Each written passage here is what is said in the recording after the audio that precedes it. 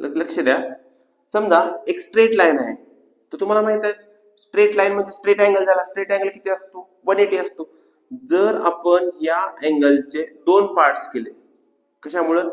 समजा एक रे काढला, ए बी सी डी रे काढला, तर मग ह्या अँगलचे दोन पार्ट झाले, म्हणजे angle A B C plus angle C B D equal to किती आलं पाहिजे?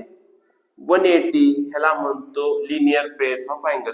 म्हणजे ज्या दोन अँगलची ऍडिशन 180 असते त्या अँगल्सला आपण काय म्हणतो? Linear pair angle. तर मग sir what is the difference between linear pair and supplementary angles? कारण सर सप्लिमेंटरी अँगल मध्ये पण ऍडिशन 180 असते, लिनियर पेअर मध्ये 180 असते. तर दोघांमध्ये डिफरन्स काय आहे? कारण मग असं जर असेल तर मग त्याला वेगळं का आपण नाव दिलं? लिनियर पेअरला 180 ऍडिशन आहे आणि सप्लिमेंटरीला 180 ऍडिशन आहे. तर सांगतो me what is the main difference between linear pair and supplementary angle.